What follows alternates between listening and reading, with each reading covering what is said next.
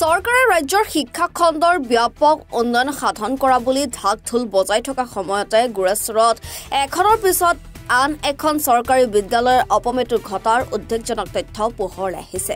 কিছুদিন পূৰ্বে বিটিআৰ চৰকাৰে গুৰেশ্বৰ প্ৰাথমিক শিক্ষা খণ্ডৰ অন্তৰ্গত 176 নং ৰামছাঝাৰ প্ৰাথমিক বিদ্যালয়ক চিৰদিনৰ বাবে বন্ধ কৰি দিয়াৰ পিছত একেটা শিক্ষা খণ্ডৰ অন্তৰ্গত 174 নং মুকলডুঙা প্ৰাথমিক বিদ্যালয়খনো অলপতে বন্ধ কৰি দিয়ে। বানপীড়িত অঞ্চলত থকা এই বিদ্যালয়খন বৰপথাৰ প্ৰাথমিক বিদ্যালয়ৰ লগত একত্ৰীকৰণ কৰি দিয়াত ইয়াৰ কণ কণ ছাত্ৰ ছাত্ৰীসকলে এতিয়া 2 কিলোমিটাৰ দূৰত্বৰ পৰা বিদ্যালয়খন ঢাপলি মেলিব লগা হৈছে। প্ৰায় 25 গৰাকীকৈ ছাত্ৰ ছাত্ৰী পাঠদান কৰি থকা এই বিদ্যালয়খন বন্ধ কৰি দিয়াৰ পিছত দুখ প্ৰকাশ কৰিছে এতিয়া স্থানীয় ৰাইজে। বন্ধ হোৱা বিদ্যালয়খন খোলাৰ বাবে যোৱা কেইবাদিনো ধৰি ইটোৰ পিছত সিটো কাৰ্যালয় গৈও কোনো সুফল নোপোৱাত স্থানীয় ৰাইজে এতিয়া সংবাদ মাধ্যমৰ জৰিয়তে চৰকাৰৰ দৃষ্টিগোচৰ কৰাৰ চেষ্টা কৰিছে। 2009 চনত শিক্ষা অধিকাৰ আইন অনুসৰি দুৰ্গম অঞ্চলত থকা বিদ্যালয় যিহেতু একত্ৰীকৰণৰ আওতাত নপৰে, সেয়া 1943 চনত প্ৰতিষ্ঠা কৰা এই বিদ্যালয়খন পুনৰ খোলাৰ ব্যৱস্থা কৰিবলৈ চৰকাৰক আহ্বান জনায়। আমাৰ গাঁৱৰ স্কুলখন হঠাৎ বন্ধ কৰি দিছে। ল'ৰা ছোৱালী পঢ়া বহুত অসুবিধা হৈ আছে। দেউতাকবিলাক কামত যায়, ঘৰৰে কাম কৰি চলিয়াই নিম। গতিকে আমাৰ গাঁৱৰ স্কুলখন ঘূৰাই পাব বিচাৰিছোঁ।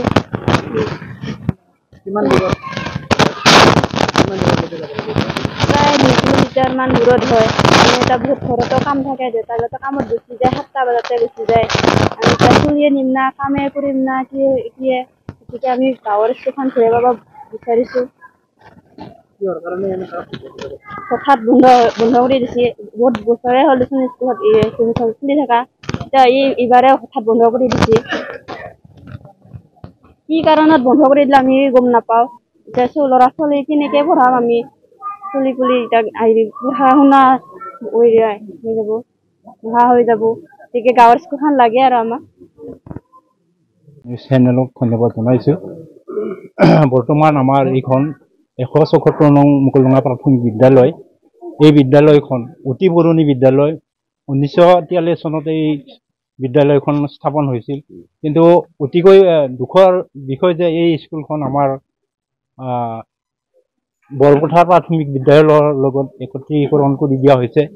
সেয়েহে আমি বৰ দুখেৰে চৰকাৰক জনাব বিচাৰিছোঁ, অৰ্থাৎ অসমৰ মুখ্যমন্ত্ৰী আৰু শিক্ষামন্ত্ৰীক আমি অনুৰোধ কৰিছোঁ যাতে আমাৰ এই বিদ্যালয়খন আগৰ যেনেকৈ আছে ঠিক তেনেকৈ যাতে আমাৰ বিদ্যালয়খন ৰাখে।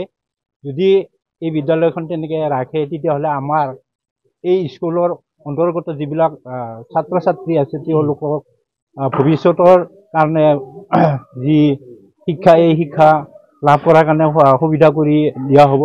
যদিহে আমাৰ এই স্কুলখন এই অঞ্চলৰ পৰা গুচি যায় তেতিয়াহ'লে আমাৰ ভৱিষ্যতৰ যি ল'ৰা ছোৱালী, এই ল'ৰা ছোৱালীবিলাকৰ জীৱন একেবাৰে অন্ধকাৰ হৈ যাব। আৰু এই কথাটো আমি ক'ব বিচাৰিছোঁ যে এইখন স্কুল মাত্ৰ কেইজনমান মানুহৰ কাৰণে এইখন স্কুল নহয়। এই এটা বৃহৎ এটা এৰিয়া, অঞ্চল এটা, বৰপথাৰৰ যিটো মুকলডুঙা চুবুৰী এটা বৃহৎ এৰিয়া। এই এৰিয়াত প্ৰায় কমেও 100 ঘৰ মানুহৰ লগত এইখন স্কুল জড়িত হৈ আছে। গতিকে তেনেকুৱা স্থলত আমাৰ এই স্কুলখন কেনেকৈ আজি বৰপথাৰৰ লগত একত্ৰীকৰণ হ'ল সেই কথাটো গম নাপালোঁ। কাৰণ আমি ইতিমধ্যে গুৰেশ্বৰ প্ৰাথমিক শিক্ষা খণ্ডৰ ব্লকত আমি প্ৰায় বহুবাৰ গৈছোঁ, তিনিবাৰমান আমি গৈছোঁ। তাতে আমি তেখেতৰ লগত আলোচনা কৰিছোঁ। তেখেতে কৈছে যে আপোনালোকৰ স্কুলখন, আমি এটা প্ৰশ্নই কৰিছোঁ মাত্ৰ, আমি বিশেষ হেৰি কৰা নাই যে আমাৰ স্কুলখন কেনেকৈ গ'ল।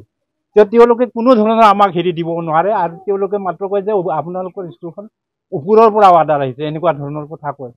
গতিকে ঠিক তেনেকৈ পাছত ঠিক আমি তেনেকৈ যেতিয়া শিক্ষা বৰ্ডৰ হেৰিৰ পৰা আমি ওলাই আহিলোঁ, ঠিক হঠাতে আমি লগ পালোঁ, CRCক লগ পালোঁ। CRCৰ লগতো আলোচনা কৰিলোঁ। CRCয়ে পিছত ক'লে যে আপোনালোকে চাৰ্কল অফিচত যাওক বুলি ক'লে। আমি চাৰ্কল অফিচলৈকেও গ'লোঁ। চাৰ্কল অফিচে তাৰপাছতে হেৰি কৰি হ'ব, মই হেৰি কৰি পেলাই তেওঁৰ যিখিনি কাম হৈছে ছাৰ্ভে কৰিম, মই এসপ্তাহৰ ভিতৰত ছাৰ্ভে কৰি দিম বুলি কৈছিলে। অৱশ্যে তেখেতৰ মানুহ আহি পেলাই ছাৰ্ভেও কৰা হৈছে, ইয়াৰ পৰা ৰিপৰ্ট পৰ্যন্ত লৈ গৈছে। তাৰপাছত তাৰ পৰা আকৌ ঘূৰি তেনেকৈ আমি তামোলপুৰলৈকেও গ'লোঁ তামোলপুৰৰ তাতেও গৈ পেলাই দৰখাস্ত দিলোঁ তাৰ লগে লগে আমাৰ BTR-ৰ যি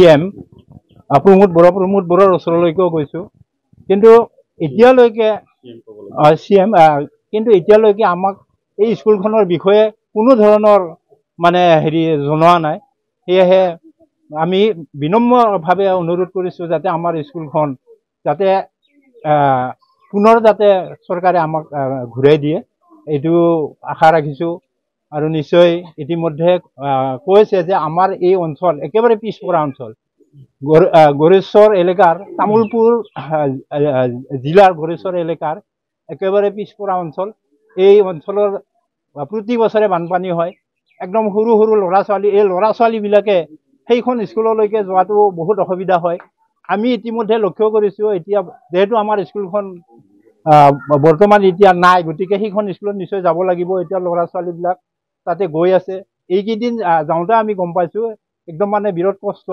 কাৰণ আমাৰ এই অঞ্চলত কোনো তেনেকুৱা ধৰণৰ চাকৰি বাকৰি কৰা লোক নাই গোটেই চব দিন হাজিৰা কৰে ৰাতিপুৱাই গিৰিয়েকজন হাজিৰা কৰিব গুচি যায় মহিলাজন ঘৰত থাকে মহিলাজনীয়ে স্কুললৈকে চুলিয়ে নিবনে ঘৰৰ আৰু কাম কাজ কৰিব অন্যান্য কাম কাজ আছে গতিকে বহুত অসুবিধা হয় ৰাস্তা পদূলিটো নিশ্চয় জানে গম পায় ইতিমধ্যে এইবাৰ মাত্ৰ চেন গেভেল হৈছে আৰু এইটোৰ কাৰণে আমি কৰিছোঁ অলপমান মাত্ৰ আমাক উন্নয়নৰ কাৰণে কাম কাজ কৰি দিয়াৰ পিছত কিন্তু আমাৰ স্কুলখন ইয়াৰ পৰা লৈ গুচি গৈছে সেইকাৰণে আমি বিৰাট দুখ পাইছোঁ যিয়ে নহওক চৰকাৰক আমি বাৰে বাৰে অনুৰোধ কৰিছোঁ যাতে আমাৰ স্কুলখন যাতে ইয়াতে পুনৰ ৰাখি দিয়ে গুৰেশ্বৰৰ পৰা সত্যব্ৰত দাসৰ ৰিপৰ্ট এনি ভাৰত 24